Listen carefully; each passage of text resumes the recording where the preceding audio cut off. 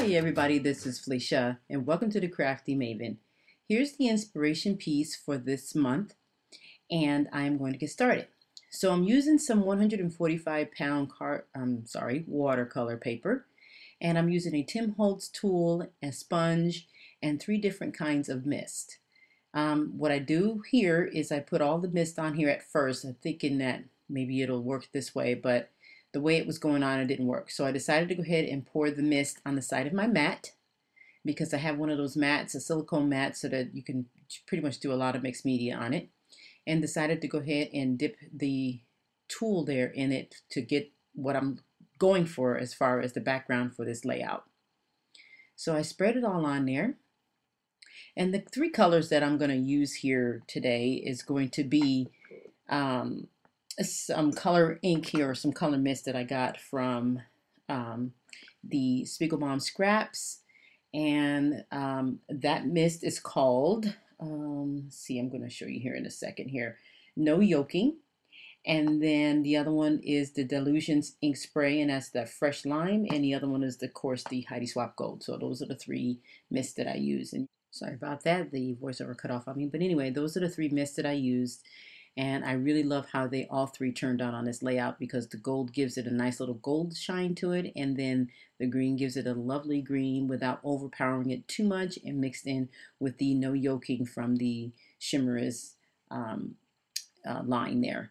So now what I'm going to do here is create a little bit of a border. So I'm looking for some papers, going through some papers here, and I am going to create a border. So I'm trying to decide between the 2, the one with the octagons and the one with the flowers. So I went with the flowers because I am dealing here with some pictures of some very healthy juice. So I'm trying to position these photos here, and they're both 4x4 photos. And I'm trying to position them here to where they're not just going straight up and down and side by side. I want to give it a little bit of a tilt there. And that's what I'm going to be doing with both of these photos once I get everything situated here on this green paper here with the gold dots on it. And that is from a paper pad that I collected here, or picked up here, I'm sorry, at the Hobby Lobby. And that is by the Paper Studio. And it's called... Gee whiz, I'll put it up here. Anyway, so I have my paper here on that. My watercolor paper is backed on that. And now I'm going to cut off about 1/4 of an inch off of each side of that paper. And I'm going to back that as well on some white cardstock. And once I get it all situated here, because it keeps curling up on me, so I'm trying to get it flat. Yeah, there I go.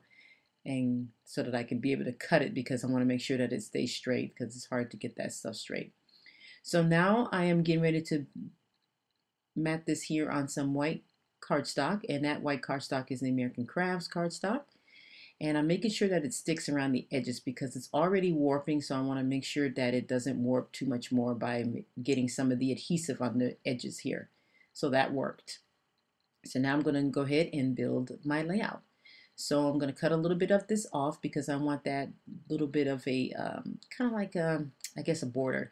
And I want to pull it down some. At first it was going to go in the middle, but I made a decision to go ahead and put it a little bit further down, about 1/3 of the way down on the layout here.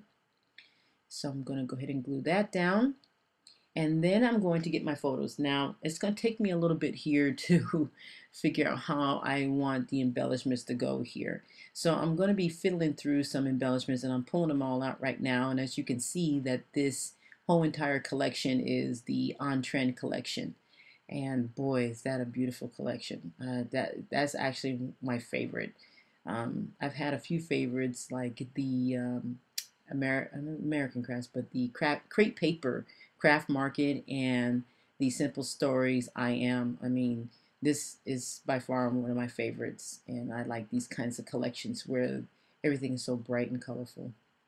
So now I took that little bit of it looks like a tag, and it had a brad already connected to it because it comes in the collection, and I put it through that gold foil dolly there, and I went ahead and decided to use the fruit. Now if you notice at the beginning of the inspiration piece, there was kind of some, looks like tropical look to that layout to me, and so the colors and then the fruit and then the vegetables, you know, that was where I got the inspiration from to do this layout. So it was actually pretty easy for me to figure out what I wanted to do, especially since I've been eating differently and making sure that I go to the gym all the time and everything. So what better photos to use is the photos of some vegetables and fruit, and I've juiced them, and so that's the juice behind the second photo there.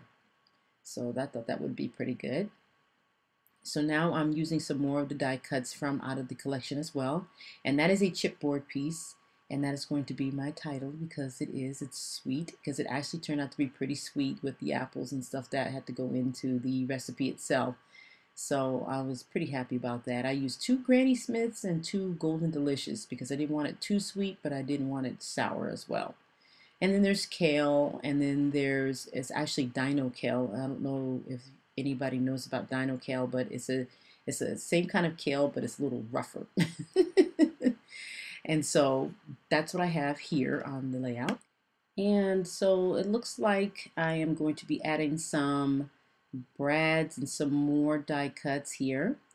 And like I said, I really, really like this collection. So, I mean, it makes it a lot easier for me to be able to use it when I have photos like this and the colors like this. And so I really enjoy using a collection like this where you can just make your little clusters of embellishments and make your little clusters of brads or enamel dots or whatever you want to make clusters of. These kinds of collections with colors like this are real easy to work with. So I'm going to build a little cluster at the bottom here, and I'm going to use that die cut heart and that die cut banner flaggy thingy there, and it has a brad already in it, which comes with the collection. And now I'm going to poke a hole there, right there, so I can put that little flag banner there, and then put a chipboard piece. And like I said, everything that I'm using on this layout is from the collection. I love the fact that I was able to create my own background to go with this collection, which was pretty easy because I had the colors to do that with. And I'm glad it turned out the way it did. So I'm pretty happy with the results on this. You don't have to use paint to create your own background all the time, and you don't have to use what is that, texture paste or anything like that. You can use whatever you have on hand. In this case, I have all those things, but I decided to try the mist and see how that turned out, which I really like. So that's it pretty much. And I want to thank you guys for watching, and thank you for tuning in to the Crafty Maven, and make sure that you tune in for more of the Crafty Maven, and have a wonderful, excellent day and scrappy week. Take care, guys. Bye-bye.